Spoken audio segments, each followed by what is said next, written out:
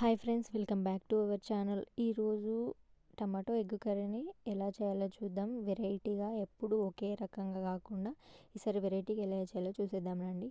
ముందుగా ఒక గిన్నె తీసుకొని అందులోకి 2-3 ఎగ్స్ని పోసేసుకోండి. అండ్ ఇప్పుడు ఇందులోకి తగినంత జీలకర్ర వేసుకోండి. సన్నగా తరుక్కున్న పచ్చిమిర్చి కూడా యాడ్ చేసుకోండి. అండ్ అలాగే కొద్దిగా సన్నగా తరుక్కున్న ఉల్లిపాయ వేసుకోండి. కొద్దిగా కరివేపాకు కూడా యాడ్ చేసుకోండి. అండ్ తగినంత కారం, తగినంత ఉప్పు వేసేసుకొని మంచిగా మిక్స్ చేసేసుకోండి.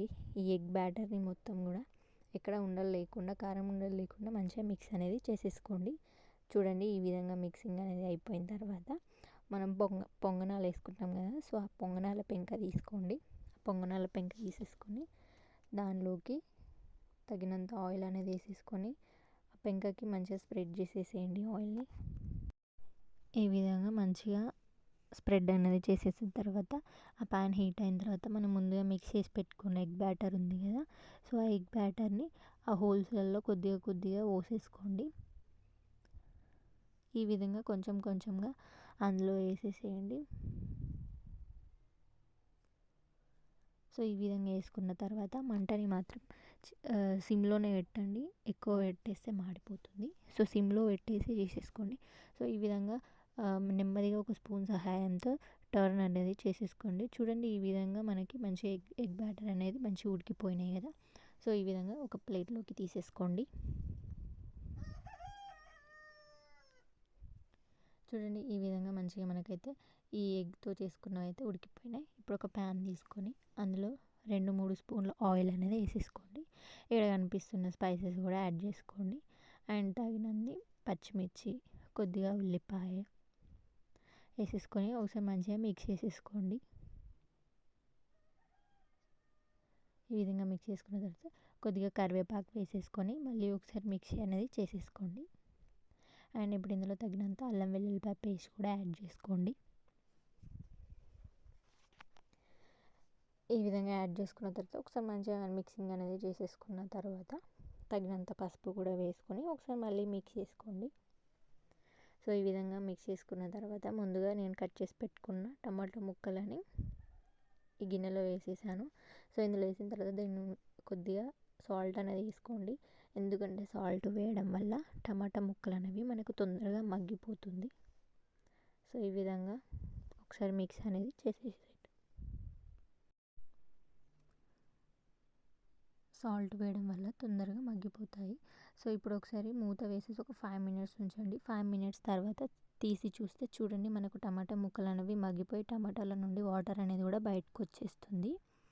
సో మళ్ళీ ఒక 2 మినిట్స్ మూత పెట్టేసేయండి. తర్వాత తీసి చూస్తే చూడండి, మనకి ఇక్కడ ఆయిల్ అనేది పైన తేలుతుంది. సో టమాటాలు అనేవి ఉడికిపోయినాయి. సో ఈ విధంగా టమాటాల నుండి ఆయిల్ అనేది బయటకు వచ్చినప్పుడు ఒకసారి మళ్ళీ మిక్సింగ్ అనేది చేసేసేయండి.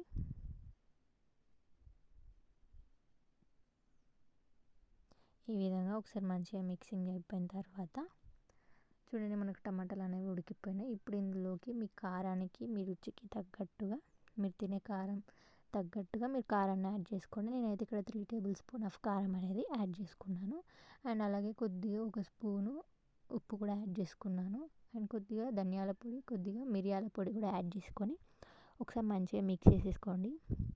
ఈ విధంగా పిల్లలకి చేసి పెడితే చాలా బాగా తింటారు. చాలా టేస్టీగా కూడా ఉంటుంది. ఎప్పుడు ఒకే రకంగా కాకుండా అప్పుడప్పుడు ఇలా కొత్తగా కూడా ట్రై చేయండి, బాగుంటుంది.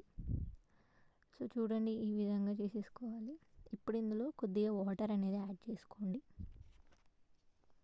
ఒకసారి వాటర్ యాడ్ చేసుకొని ఒకసారి మిక్స్ చేసేసుకోండి. ఎవరైనా చుట్టాలు వచ్చినప్పుడు కూడా ఈ విధంగా చేసి పెడితే వాళ్ళు కూడా హ్యాపీగా తింటారు. సో ఈ విధంగా వాటర్ యాడ్ చేసుకున్న తర్వాత మనం ముందు ఏదైతే ప్రిపేర్ చేసి పెట్టుకున్నామో ఎగ్గుతో వాటిని కూడా ఈ టమాటో కర్రీలో వేసేసేయాలి. ఇలా ఒకదాని తర్వాత ఒకటి వేసేసుకోండి. వేసేసి కలపకండి, కలపకుండా అలానే పెట్టేసేయండి.